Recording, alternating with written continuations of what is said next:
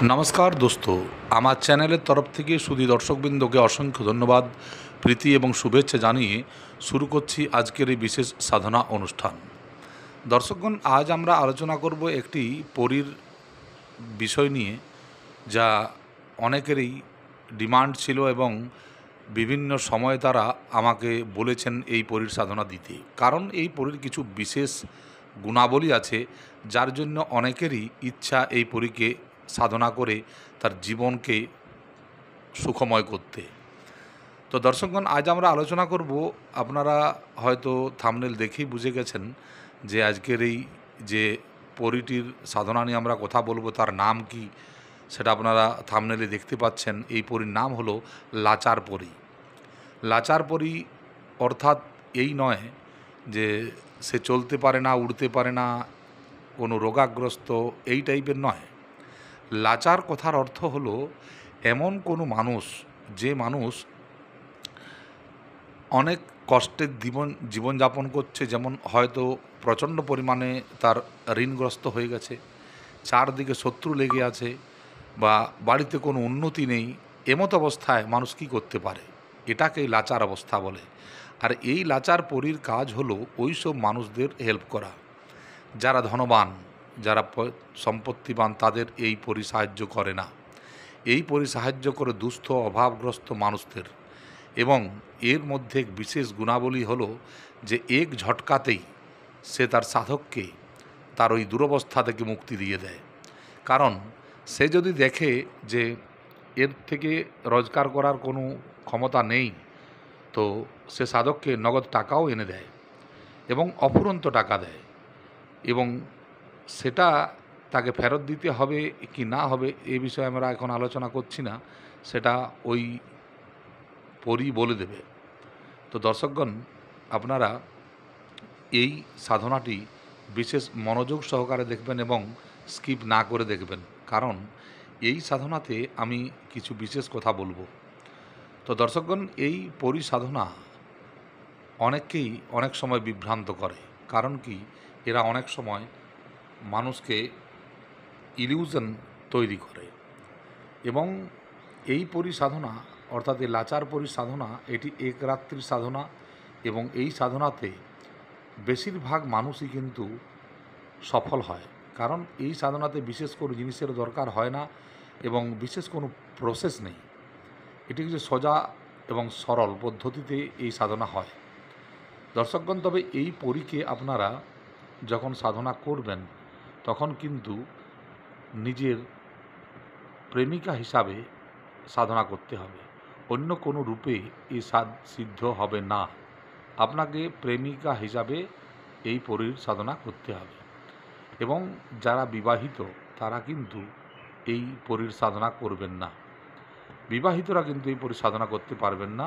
একমাত্র যারা অবিবাহিত মানুষ তারাই কিন্তু এই সাধনা করতে পারেন। তো দর্শকগণ, আপনারা একটা কথা জেনে রাখুন যে যে কোনো সাধনা সবাইয়ের জন্য নয়। যারা অবিবাহিত আছেন এবং কিংবা যারা স্ত্রীর সংসর্গ ছেড়ে দিয়েছেন, স্ত্রী থেকেও যারা ডিভোর্স দিয়েছেন, এই ধরনের ব্যক্তিরা এই সাধনা করে লাভান্বিত হতে পারেন। দর্শকগণ, এই সাধনা করলে আপনারা কি কি পাবেন সেটা একবার বলে দিই। এই সাধনা করলে আপনাদের আর্থিক দুরবস্থা দূর হবে। আপনার যত পরিমাণ অর্থের দরকার হবে এই পরী আপনাকে এনে যোগান দেবে। দ্বিতীয় নম্বর, যদি আপনার জীবনে কোনো দুর্ঘটনা আসে, সেক্ষেত্রে এই পরী আপনাকে অগ্রিম বলে দেবে এবং আপনাকে সমস্ত প্রকার জিনিস দিয়ে সে অগ্রিম আপনাকে জানিয়ে দেবে, অগ্রিম আপনাকে জানিয়ে দেবে। এই অবস্থাতে আপনি এই লাভের জন্য এই সাধনাটি আপনারা করতে পারেন।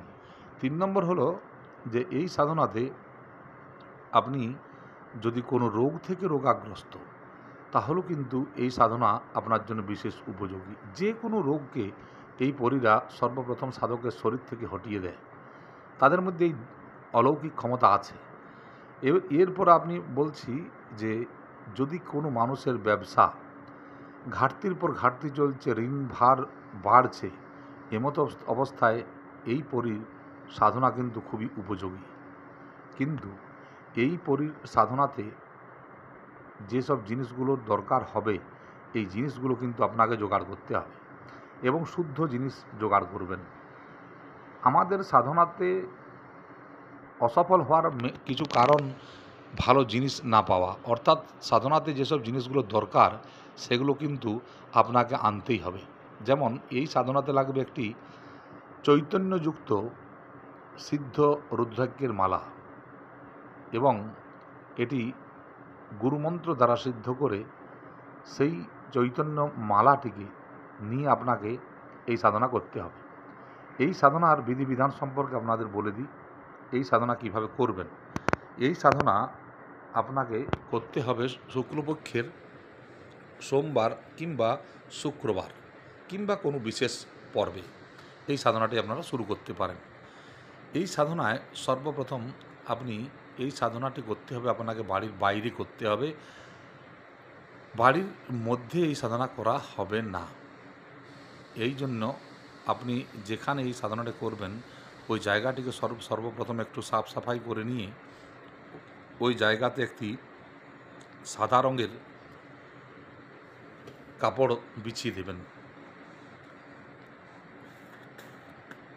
2 ফুট বাই 2 ফুট একটি কাপড় নেবেন এবং এই কাপড়ের উপর আপনারা কামিয়া সিঁদুর দিয়ে কি করবেন, একটি শাস্তিক চিহ্ন বানাবেন এবং সুন্দরভাবে শাস্তিক চিহ্নটিকে বানিয়ে ওই শাস্তিক চিহ্নের ডান দিকে একটি প্লেটের উপর সামান্য চালের ঢেরি রেখে আপনি প্রদীপটি বসাবেন, কিন্তু এই প্রদীপটি চামেলির তেল দিয়ে বানাবেন। এই সাধনাতে ঘি বা সরষের তেল ব্যবহৃত হবে না, এতে চামেলির তেল আপনাকে ব্যবহার করতে হবে। আপনি যখন স্নান করবেন তখন কিন্তু সুগন্ধিত দ্রব্য যেমন গোলাপ জল, গোলাপের পাপড়ি ইত্যাদি দিয়ে সেই জলে স্নান করে তারপর বসবেন এবং সুন্দর ধরনের কাপড় পরবেন এবং উত্তরমুখী হয়ে বসবেন। এরপর ওই যে শাস্তিকটি আছে ওই শাস্তিকটির ডান দিকে আপনারা সাদা তিলের একটি ঢেরি বানাবেন, একটি ছালযুক্ত মুসুর কলাইয়ের একটি ঢেরি বানাবেন এবং আরেকটি বানাবেন চালের ঢেরি। এই 3টি জিনিসের ঢেরি আপনারা ওই জায়গায় বানিয়ে দেবেন ডান দিকে। এরপর আপনারা এই সাধনার যে মেন জিনিসগুলো, অর্থাৎ যেমন সর্বপ্রথম গণেশ পূজন, গুরু পূজন, আপনার কুলদেবী কুলদেবতার পূজন ইত্যাদি আপনি সর্বপ্রথম করে নেবেন। এরপর এই পরীকে আহ্বান করবেন। পরীকে আহ্বান করার সময় আকাশের দিকে তাকিয়ে আপনাকে পরীকে আহ্বান করতে হবে এবং পরীকে এই কথা বলতে হবে যে এই মনোকামনা নিয়ে আমি তোমাকে ডাকছি এবং আশা করি তুমি আমার ডাকে সাড়া দেবে এবং এখানে এসে আমাকে দর্শন দেবে। আমি তোমাকে এইভাবে সাধনা করতে চাইছি। এই রকম প্রতিটি জিনিস ক্লিয়ারিটি করে আপনারা বলবেন। বলার পর যে মন্ত্রটি আছে এই পরীকে সাধনা করার জন্য সেই মন্ত্রটি আপনাকে 51 মালা জপ করতে হবে ওই রুদ্রাক্ষের মালা দিয়ে এবং 51 মালা জপ করার সময় আপনাকে মাঝে মাঝে হবনও করতে হবে। অর্থাৎ 51 মালা যে আপনি জপ করছেন এই 51 মালাতে আপনাকে